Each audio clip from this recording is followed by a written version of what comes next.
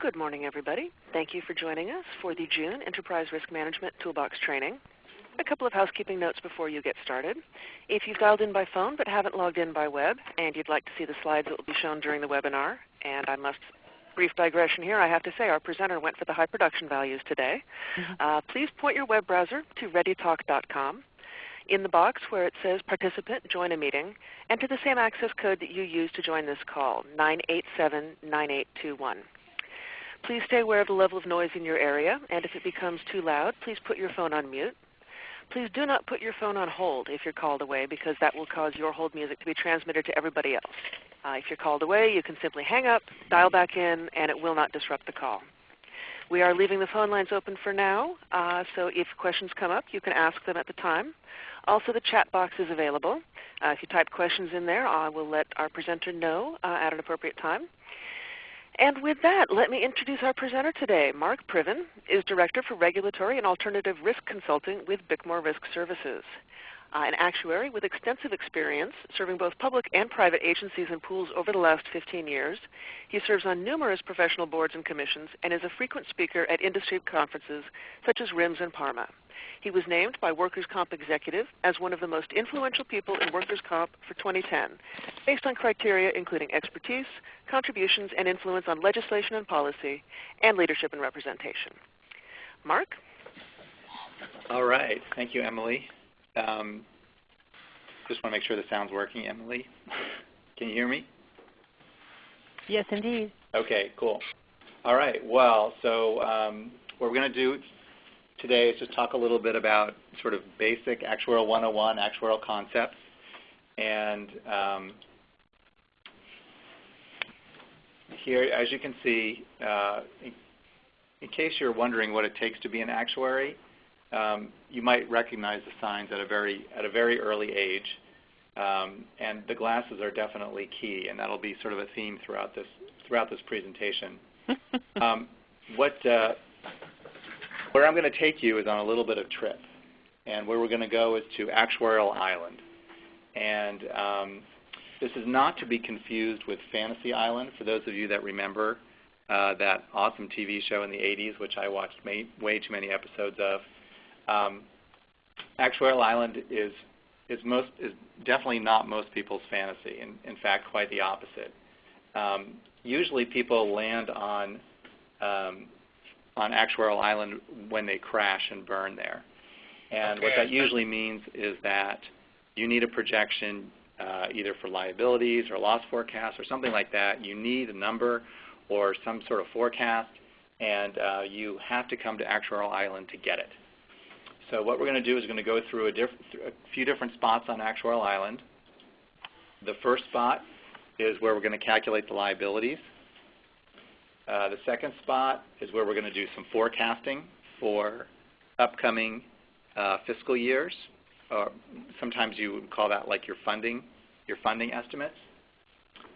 And then the last thing is slicing the pie up. So how we're going to allocate the total UC cost down to individual locations, down to the medical centers or to the campuses. And sometimes even within campuses we'll do allocations down to department level. So the last part of the island is slicing up the pie. So now the first thing on the island, in order to orient you, is you're going to need a guide. But unfortunately, since you're on Actuarial Island, your guide is going to be someone that looks like this. And I know my picture doesn't show up in this webinar, which is a good thing. But you can imagine this is pretty much me. So here we go. We're going to make our way through Actuarial Island. And by the way, I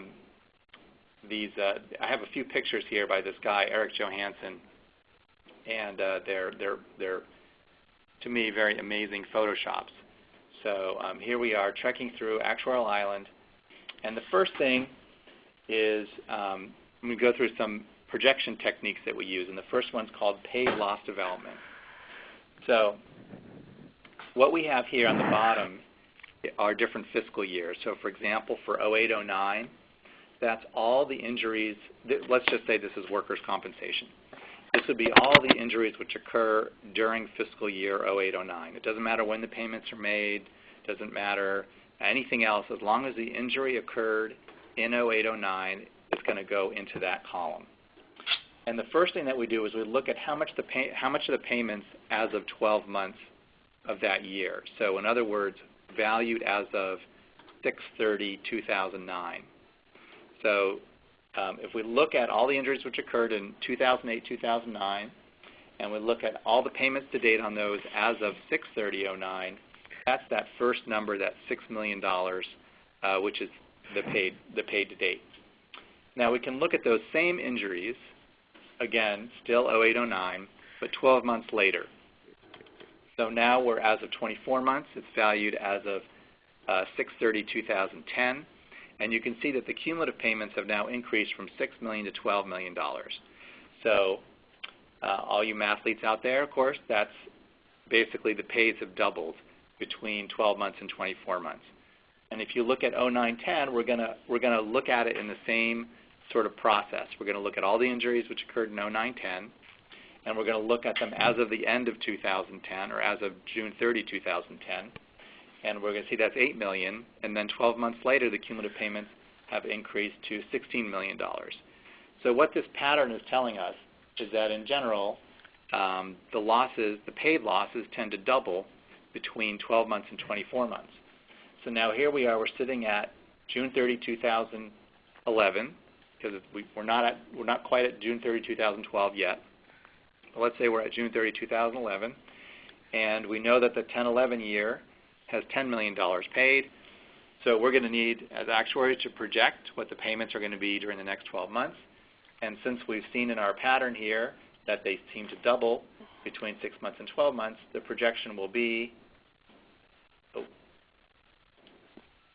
that they increase to $20 million.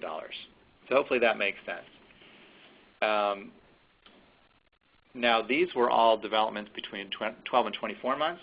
We can do the same thing between 24 and 36 months. So now we have 08-09, and instead of being valued as of June 30, 2009, now it's valued June 30, 2010, so it's 24 months old. And then we're going to say what happened the following 12 months. So in this case, it increased by 50% between 24 and 36 months.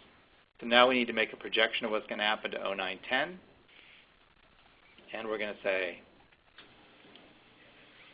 okay, that also increases by 50%, and then 10-11 also we're going to project that that increases by 50%. So the idea here is that we look at the prior development patterns to project future ones, and in actual reports, sometimes you'll see things about development, favorable development, and unfavorable development. And one of the problems with actuarial lingo is it tends to be different than the way people normally talk. So here's a normal discussion of a favorable development. Here's a young UCLA law school grad. That's favorable development. And here we have an unfavorable development. Young man knows what he got caught doing in school. Here we have favorable development, a Nobel Prize. This is for a UC professor, awarded in 2009. I think in Berkeley, at least if you win a Nobel Prize, I think you get free parking for the rest of your life. So I don't know if you guys need that in the other locations. Ultimate. That's a favorable development. And here, actually, we have an adverse development. This was the first Nobel Prize won by UC, and you have to pardon me because I have animation all over this presentation. So, but actually, a little burglar came and stole that Nobel Prize in 2007.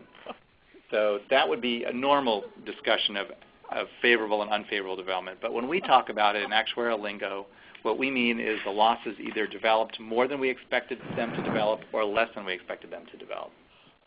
So here, let's look at an individual year.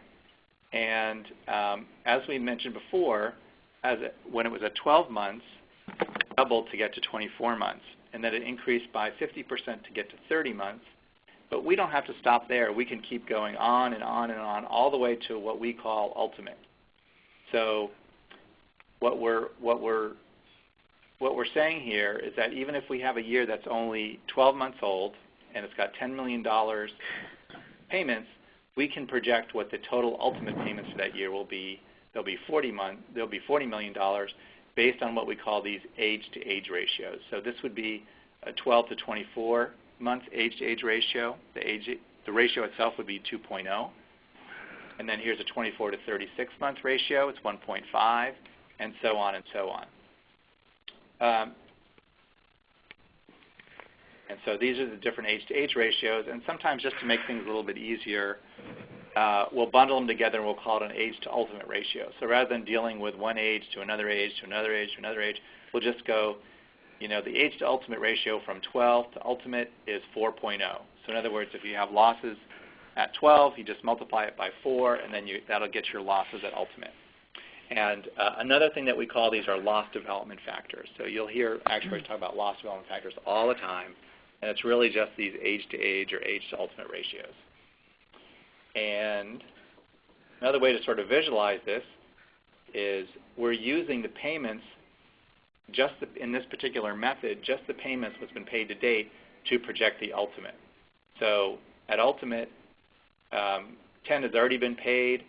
Your ultimate's going to be 40, and so your liability as of 12 months is going to be that difference, or $30 million.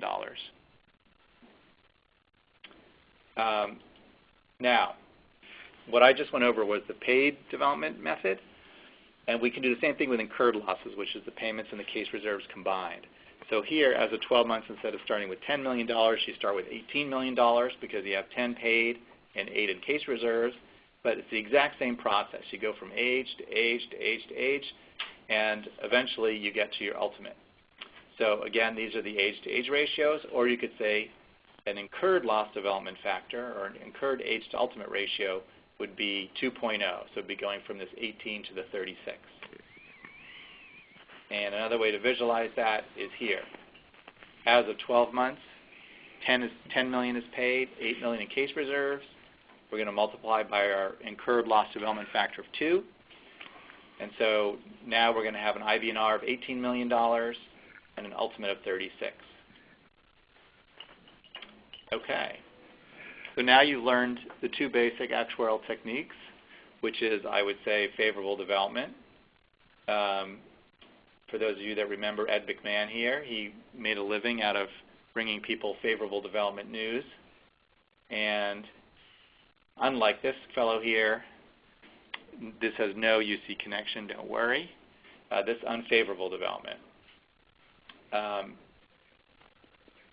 going to go through a couple more methods. So we did the paid development method, the incurred development method, and now one more we're going to call the loss rate method. And now let's say we have projections of ultimate loss for 0809 and 0910 based on like the paid and the incurred methods. And we also have the payroll. So what you note here is that the ultimate losses are double the payroll, both for 0809 and 0910. And now for 1011, we know what the payroll is, and we want to have a projection for the ultimate loss. So we go, well, there seems to be a pretty consistent relationship here between the payroll and the ultimate loss. So we're just going to go out on a limb here and say the ultimate's going to be double the payroll yet again. So now we would have that would be another projection for your ultimate loss. It would be $44 million for this year.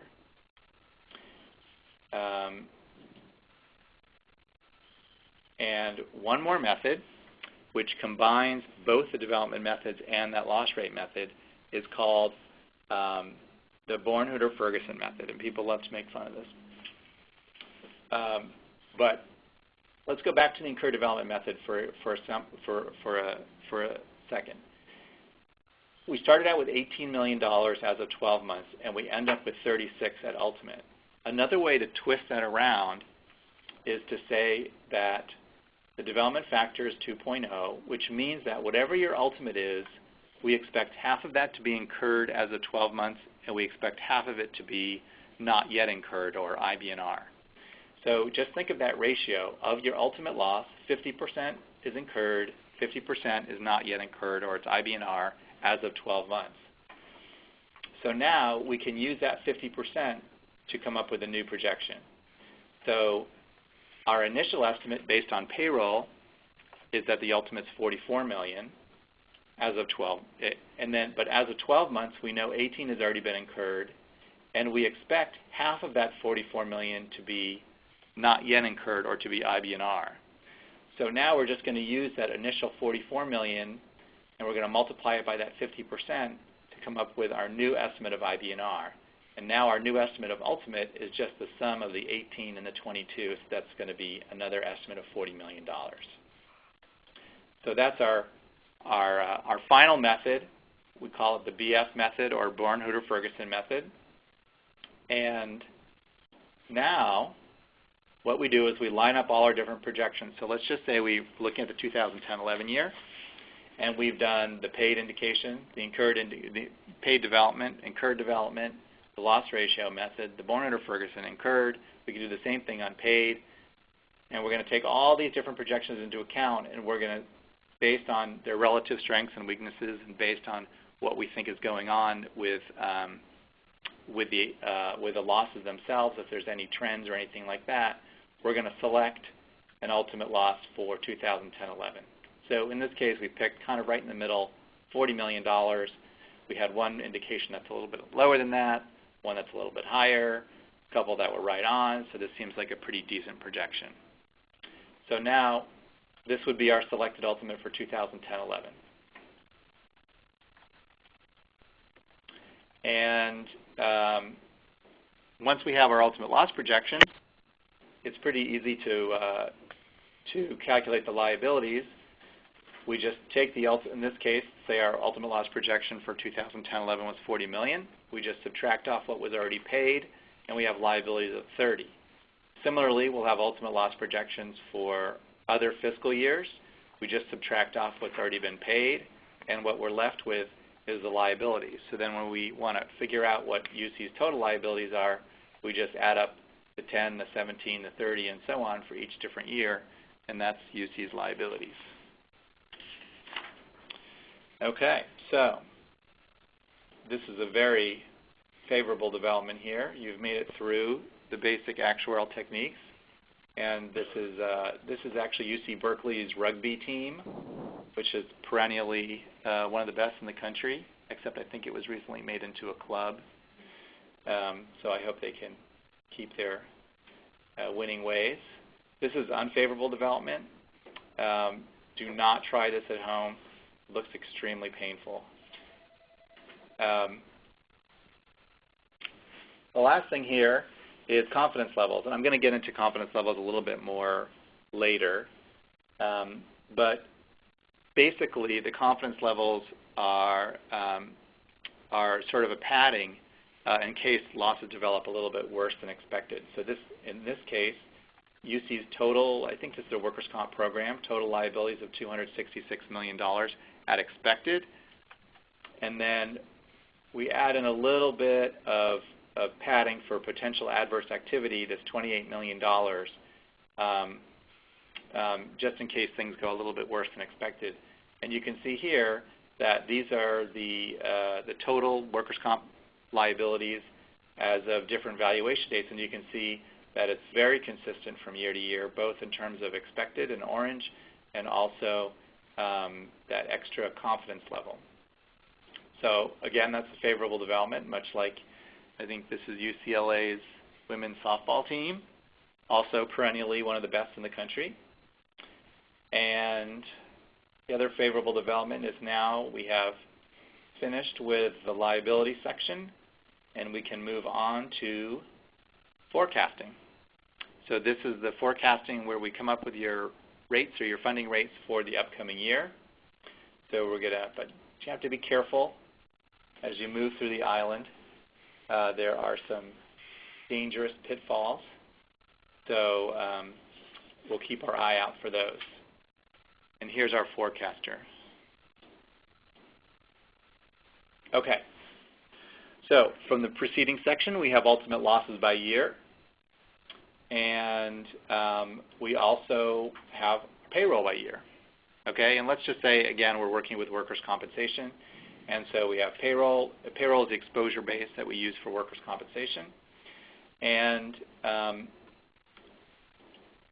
what we're going to do is we're going to take the losses, we're going to divide it by the payroll in hundreds, and we're going to come up with loss rates. So, and these are what basically get converted into funding rates. So here you can see the loss rates by year. And one of the problems with those is that the ultimate losses are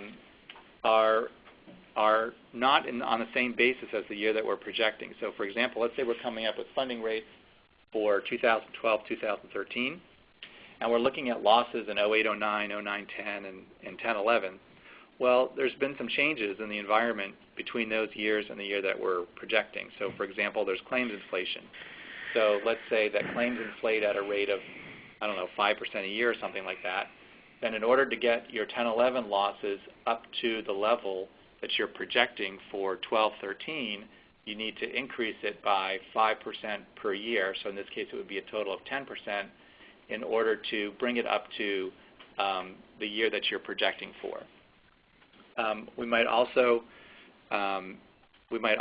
adjust for changes in benefit level changes in benefit levels for workers' comp, changes in the legal environment, especially if we're dealing with liability or employment practices liability. If there's some legal cases or new laws which affect how easy or hard it is to file lawsuits, that'll all get reflected in what we call trending. Okay, so Actuarial Island has a very specific use of the word trending. It's not at all like normal people use trending. So when we say trending, what we mean is adjusting older years forward to the year that we are going to be projecting. So, and that's what we've done here. The 40 becomes a 44, 42 becomes 49, and so on. In normal parlance, trending, we might talk about trends, we might talk about fashion. So here's a good fashion statement, which I think is very actuarial. You have the world champion Miami Heat, Dwayne Wade and LeBron James, showing off that indeed they want to be actuaries. They want to look like actuaries at least. They don't even bother having lenses or anything in their actuarial glasses. And LeBron has brought this to a whole new level. He's got kind of an Amish, tuxedo shirt actuarial thing going on. So this is a very favorable trend. Another way that people use trend in common language is to, sort of things are trending up or trending down, they're increasing or decreasing. So here you can see that actuaries are trending, have a very positive trend. This is a thing called an N-gram. You can go on Google and you just type in N-gram, N-G-R-A-M. And what Google did is they scanned in like millions of books and magazines and all kinds of literature. And then what an N-gram does is it tells you how many times a specific word shows up in those millions and millions of pieces of literature that they've scanned. And you can see that actuaries are on the rise. So this is where we should be, and this is our favorable trend. Unfortunately, actuaries sometimes get confused with other professions. So here we have engineers, and all I have to say is engineers have had their day. 1910, maybe 1940, they kind of peaked, but nothing like an actuary. They're definitely on the unfavorable trend. We also get confused with accountants a lot. So here's the word accountant. They had a pretty good rise there in the early 1900s up until about 1920, and now they're just pretty much steady as a pulse, which is what you'd kind of expect. So, accountants are just kind of like trooping along, not at all the favorable trend that the actuaries have.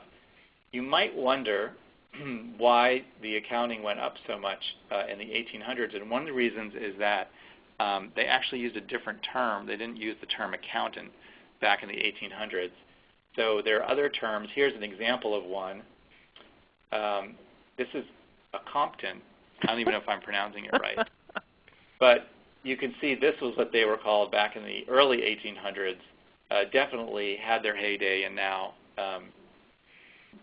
barely used at all. Probably this is just people looking up a Compton on Ngram or something. But the most favorable trend of all actually its risk manager, which even beats out the actuary. I have to say, I'm very impressed. So risk management is on the rise even more than actuarial.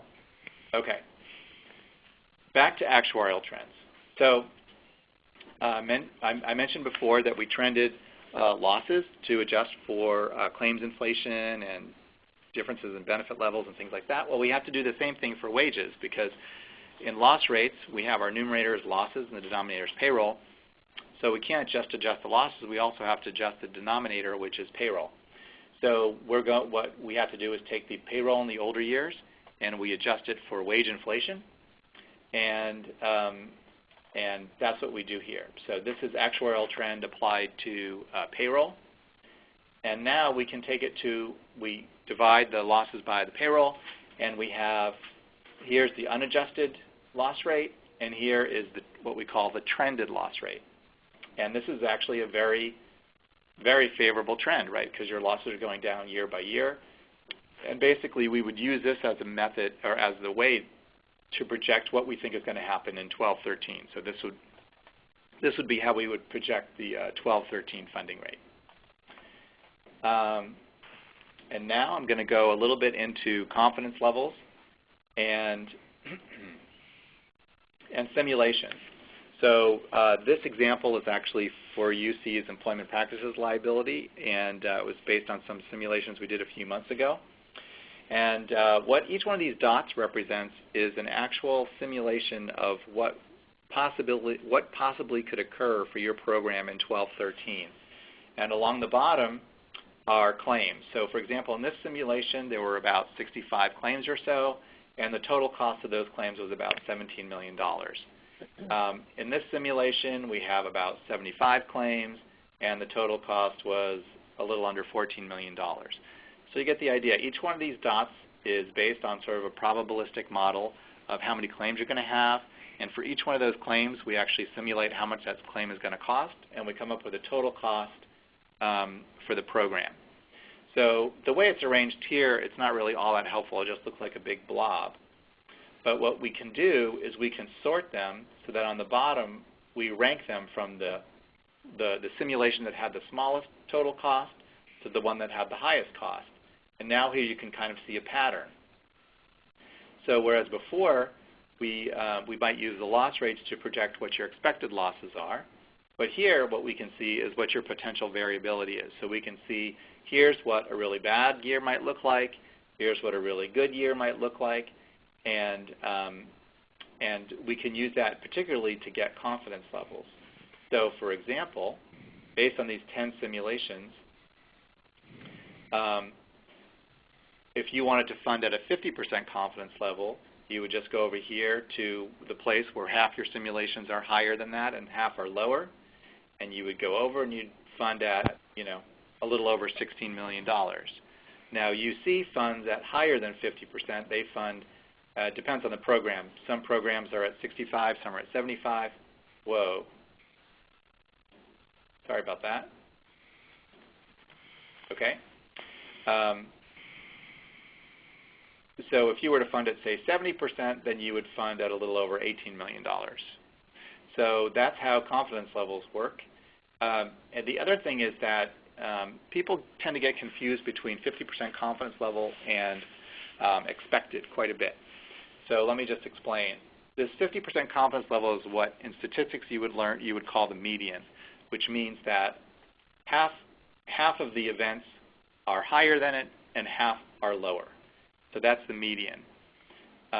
What we call expected is the mean, which means it's the average. So if we took each one of these dots and figured out what it was on the y-axis, so $22 million, $20 million, and so on, and we just took the average of each one of these numbers, that would be the mean, and that would be your expected losses. That's different than the 50%. Usually the mean is a little bit higher, and I will show you why in a second. So here, we don't usually just do 10 simulations. We'll do 1,000, often 10,000 simulations when we want to look at what your potential variability is.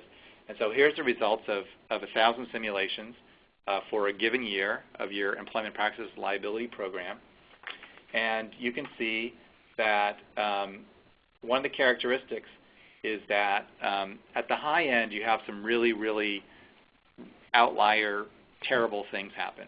And what happens is these tend to drive up the mean and cause the mean to be higher than the median. Sometimes we call that a skewed distribution.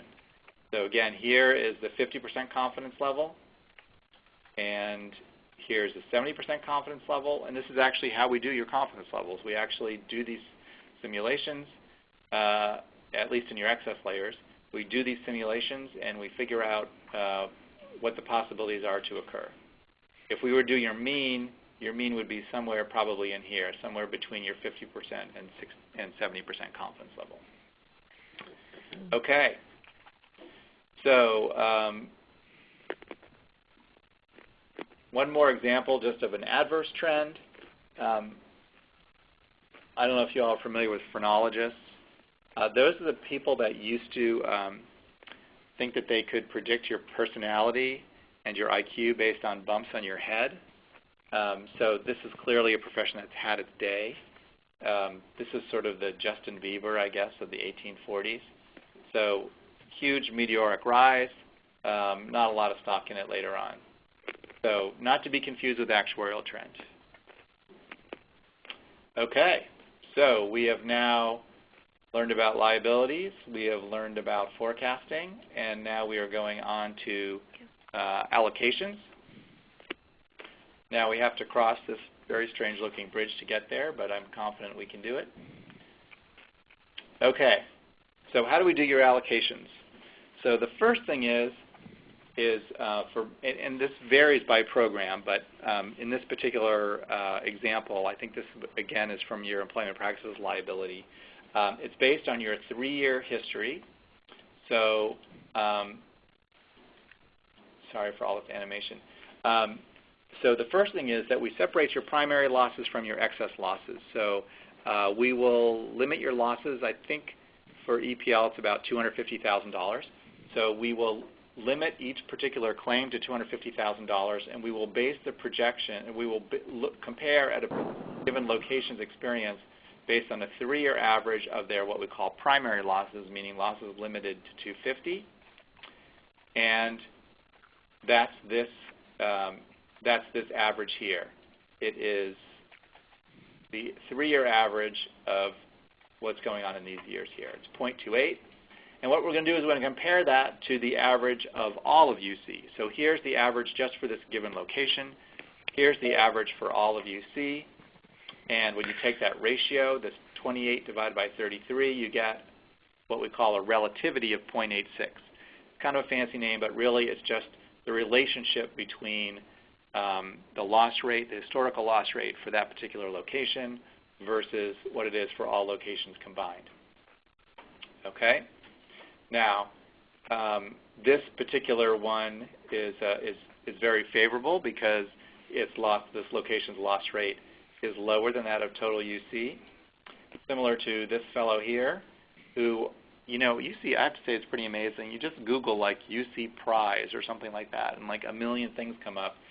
But this one really stood out. This gentleman won the Millennium Technology Award Grand Prize, the world's largest and most prominent technology award. So this is a huge deal. And he was able to show a way to turn adult skin cells into cells that act like embryonic stem cells. So pretty cool. So let's go back to doing the rates for a particular location. And here, as we saw, the relativity for that given location was 0.86. In other words, it's 14% better than overall UC.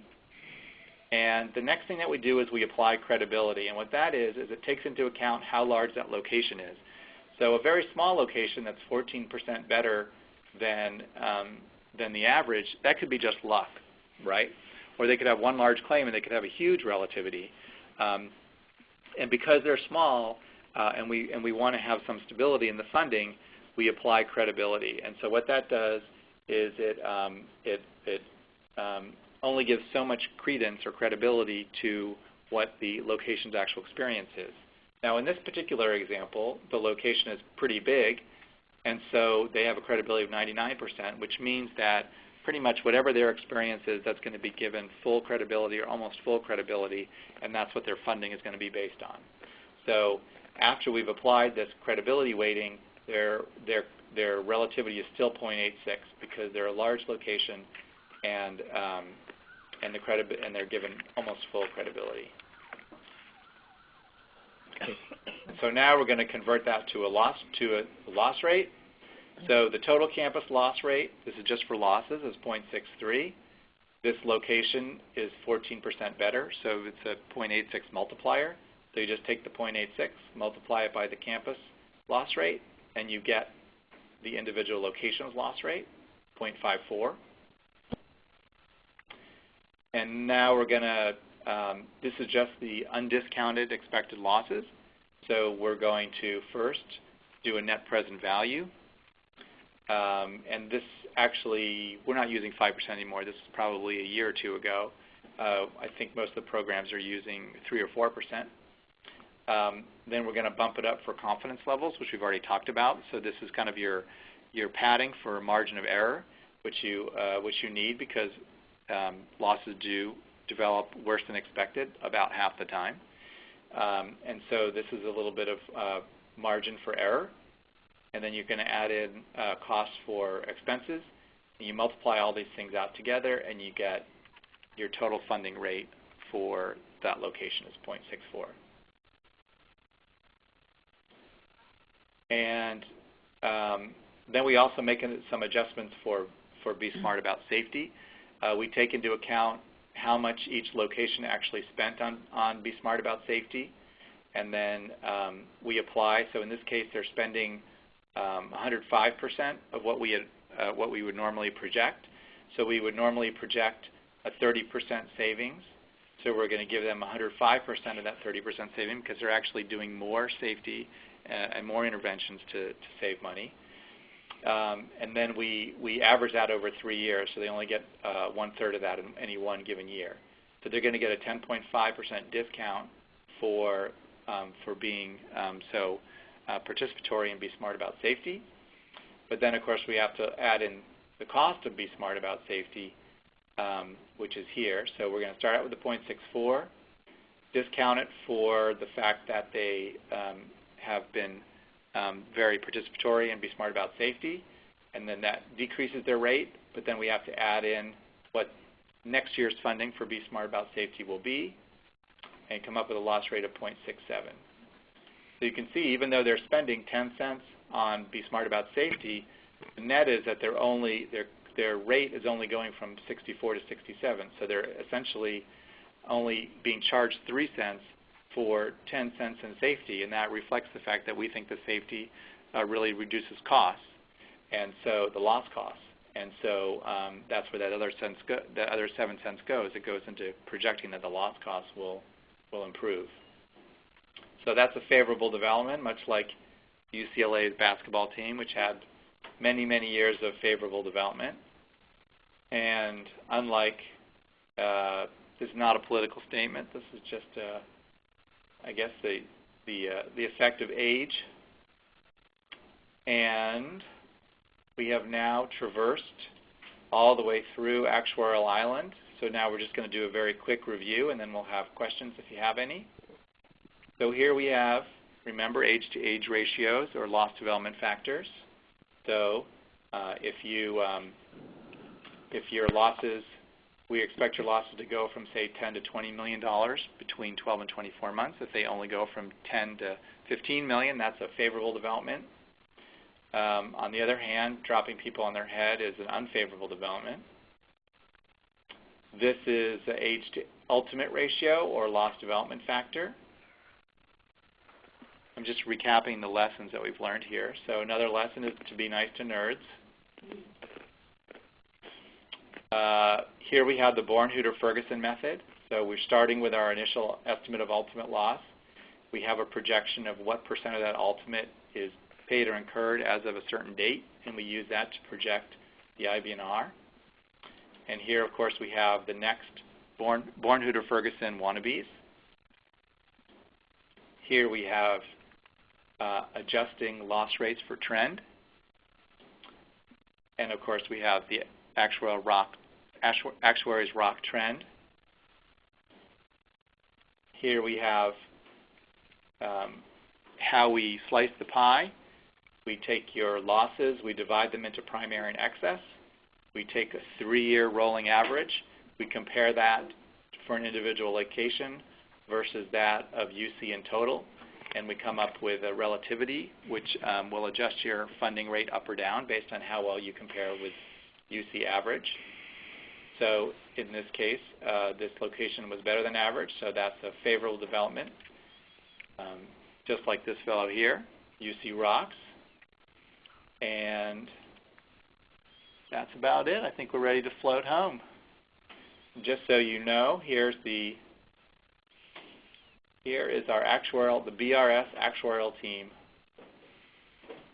And I'm hiding in the back there with a patch on. Okay, I think that's it. Are there any questions? I see somebody who wants a copy of the presentation. Yes, I will use the ReadyTalk system to send a copy of the slides to everyone who is logged in for the presentation. If you are watching this or listening and you're not logged in with your own email address, please email me at emily.breed@ucop.edu, and I'll send you a copy directly. Okay. The phone lines are open if anyone has any questions. So I have a question. The Be Smart About Safety piece, you went through that really fast. Okay. Could you, I'm wondering what the best way to do is, because I'm curious to know sort of more of the detail about the impacts of campus spending on Be Smart About Safety and how that ultimately impacts the rates that we're charging them.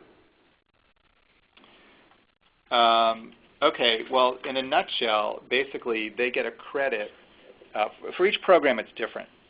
But what we do is we did some analysis that determined what the expected return is on Be Smart About Safety in general.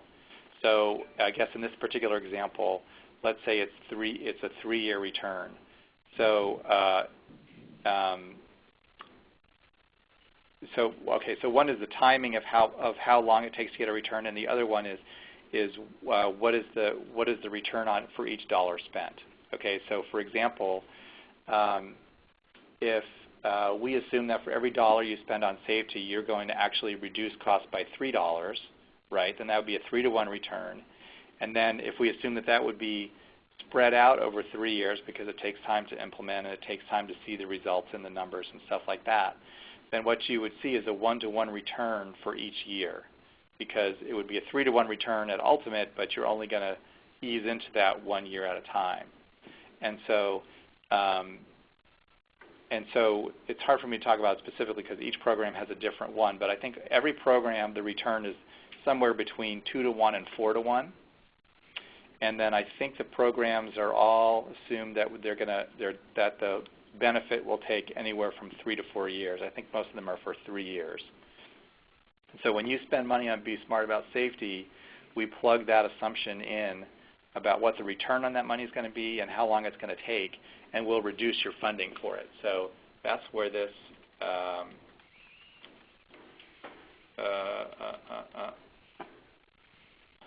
wow, there's a lot of slides. Yeah, so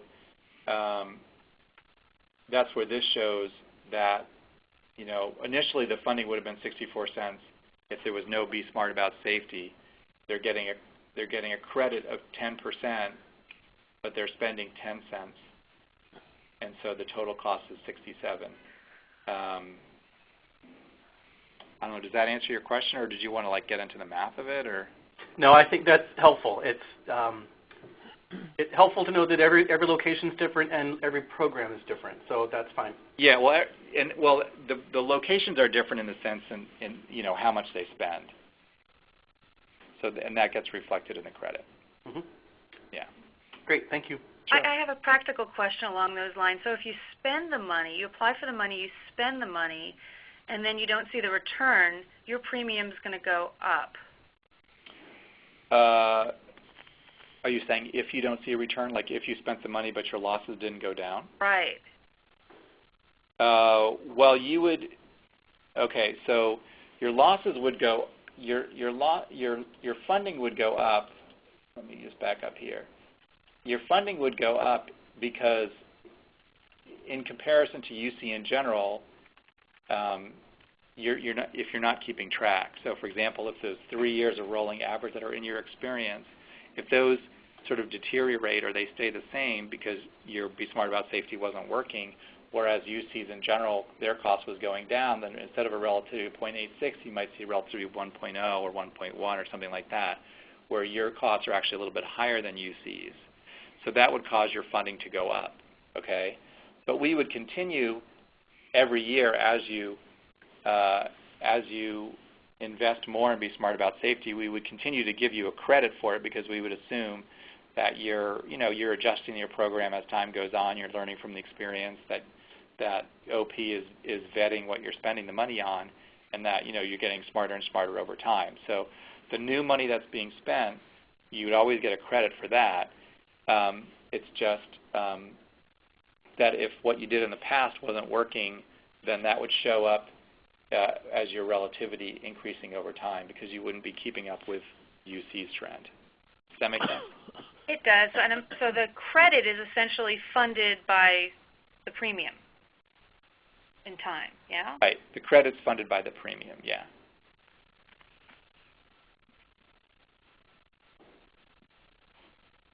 All righty. Any other questions?